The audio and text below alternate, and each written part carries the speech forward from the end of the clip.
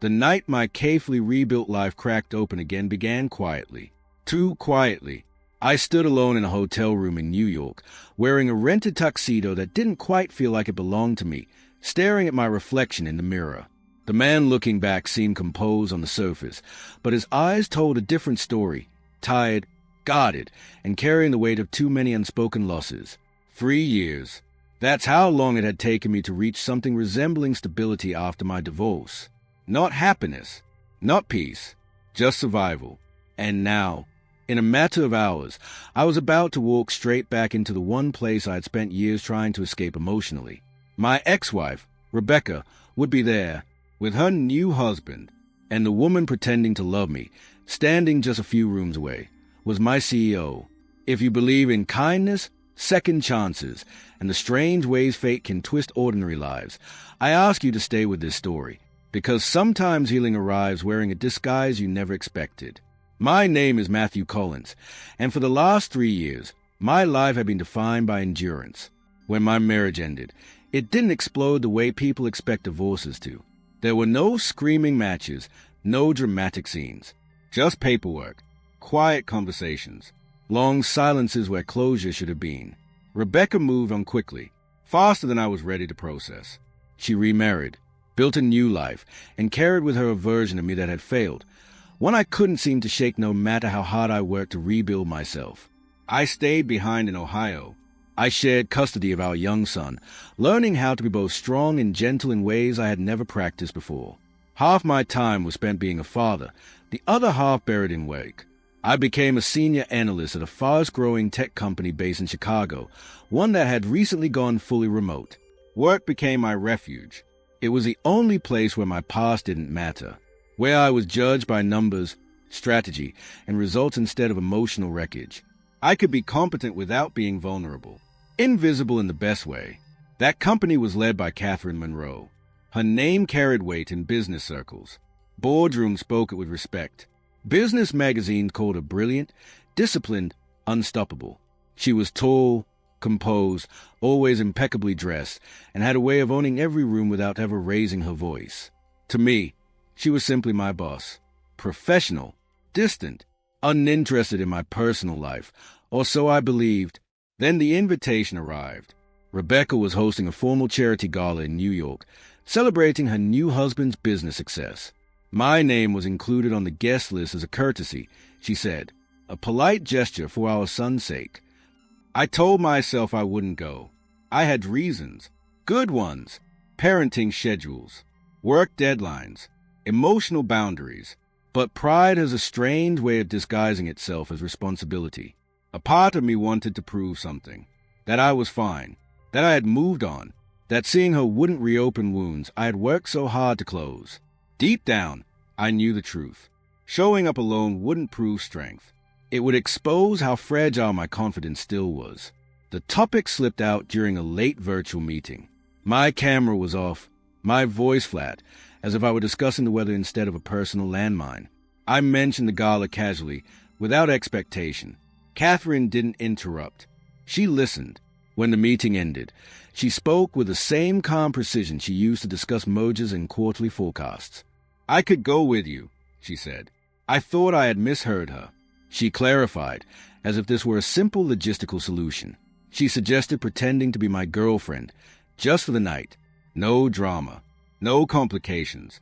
Her reasoning was straightforward.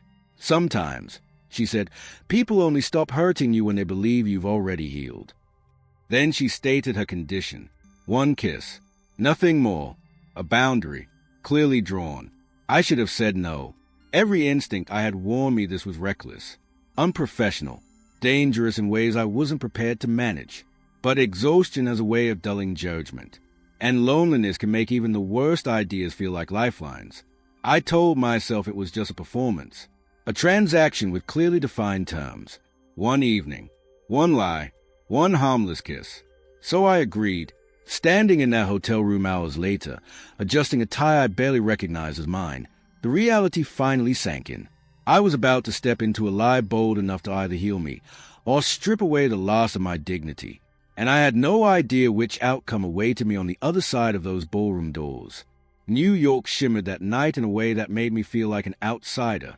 The city was alive, lights reflecting off glass towers, luxury cars pulling up outside the hotel, voices layered with confidence and ambition. It was the kind of place where people arrived knowing exactly who they were. I wasn't one of them. I waited in the hotel lobby, adjusting my cufflinks for the third time, my chest tight with nerves. Every instinct told me to leave, to call this off before it became something I couldn't undo. Then the elevator doors opened. Katherine stepped out.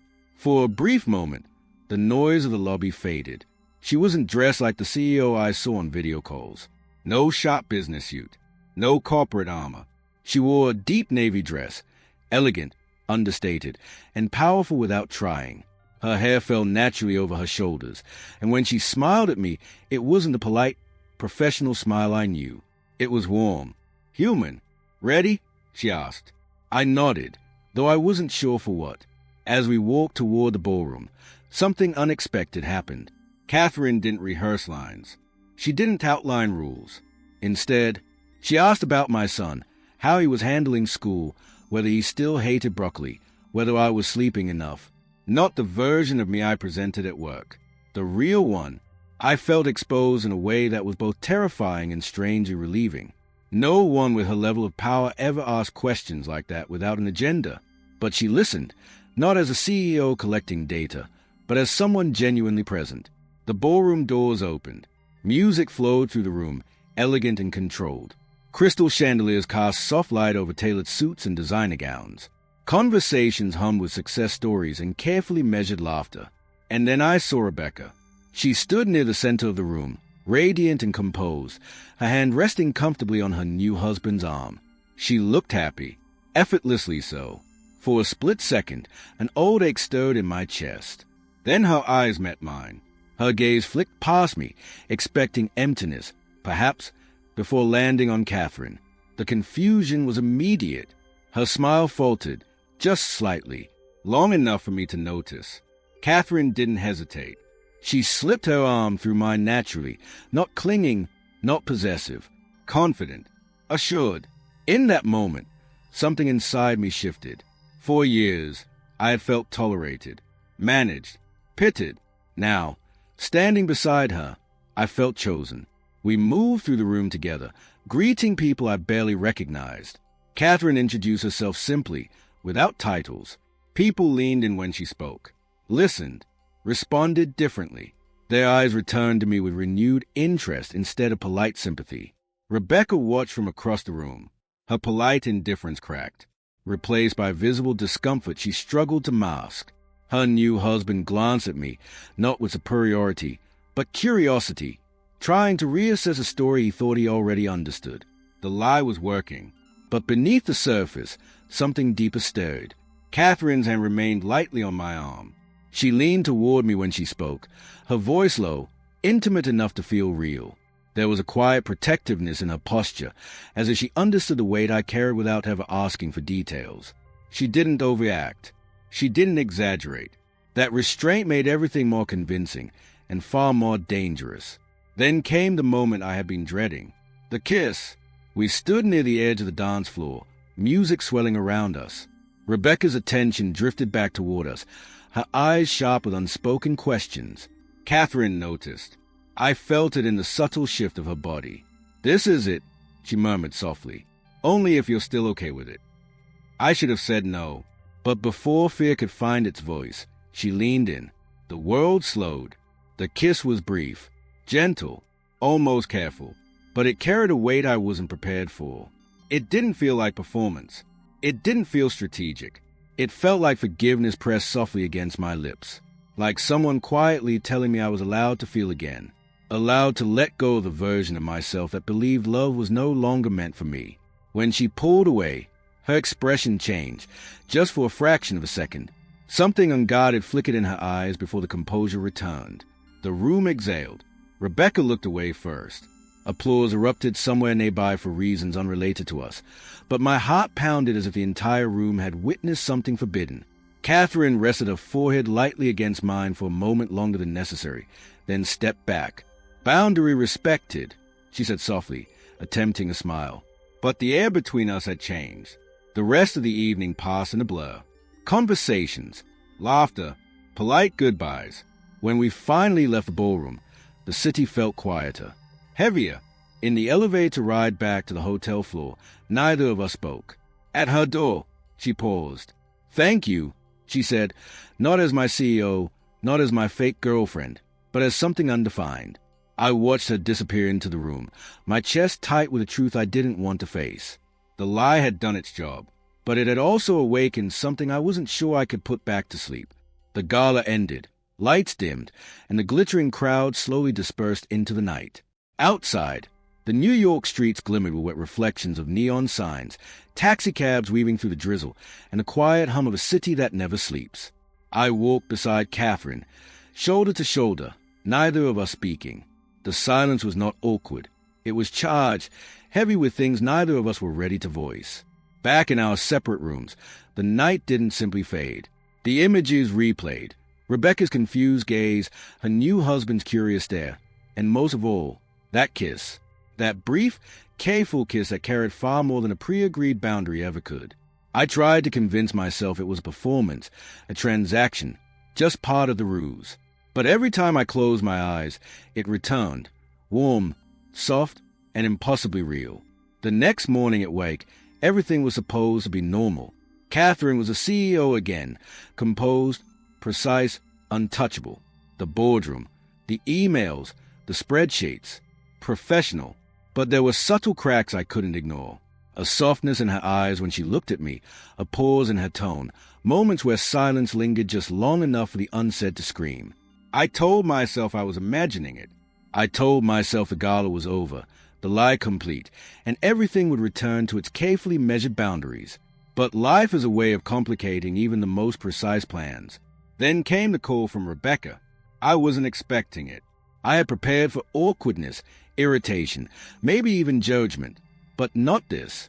She apologized, not for the divorce, not for moving on, not for the years of absence, but for underestimating me. "You looked different last night," she said softly. "I thought I'd find someone broken, but you weren't broken. You changed." Her words should have felt triumphant, like a final closure. Instead, they felt bittersweet, almost irrelevant. Because the real challenge wasn't Rebecca anymore. The real challenge was a truth I could no longer ignore. I had fallen for someone I wasn't supposed to love. Katherine. Weeks passed in the shadow of that night. Every meeting, every casual comment, every shared glance carried weight I couldn't name aloud. At first, I tried to suppress it, tried to tell myself it was an illusion, a side effect of adrenaline and proximity. But the more I saw her, the more the lie felt real, and the more reality became unbearable to ignore. Then, one afternoon, she asked to meet me in person. Not in a boardroom, not in front of cameras or schedules. Just us. We walked along the Lake Michigan shore under a gray sky that mirrored the nervous tightness in my chest. The waves lapped gently against the stone edges, soft, rhythmic, like a heartbeat we could almost hear. "I need to be honest," she began. Her voice was calm, but there was a tremor, subtle yet undeniable. The kiss, it wasn't just a condition for me either. I stopped walking, heart pounding. "It was a test," she continued, "and I failed willingly. I've spent years keeping people at a distance, believing closeness was a liability. Pretending to care was supposed to be easy. But I realized I already did care. The honesty hit me harder than any confrontation with Rebecca ever had. The lie we created to provoke jealousy, to perform, had transformed into something entirely different. Something genuine. Something dangerous in its simplicity. Life didn't suddenly become perfect. Falling in love with her meant navigating power dynamics, boundaries, and the long shadows of both our pasts. It meant learning patience, accepting complexity, unlearning the belief that I was only valuable for what I could offer someone else. But slowly, things began to shift.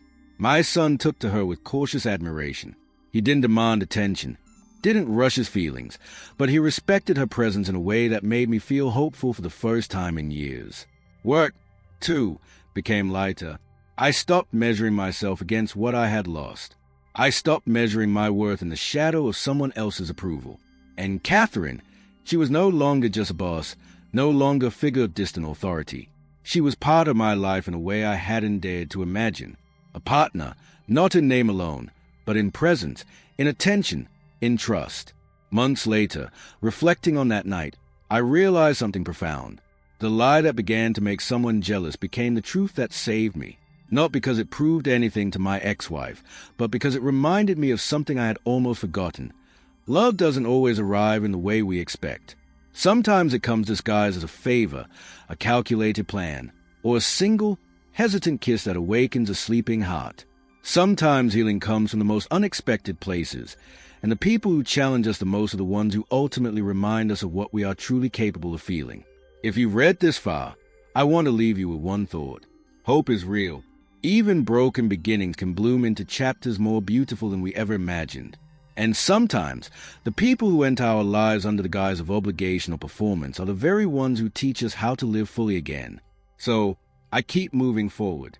I keep loving. I keep allowing myself to be vulnerable, because the truth is worth it. Because life, messy, unpredictable, and imperfect, still offers moments that make everything else fade away. The night I agreed to a lie didn't just test me. It changed me. And for the first time in years, I finally felt alive.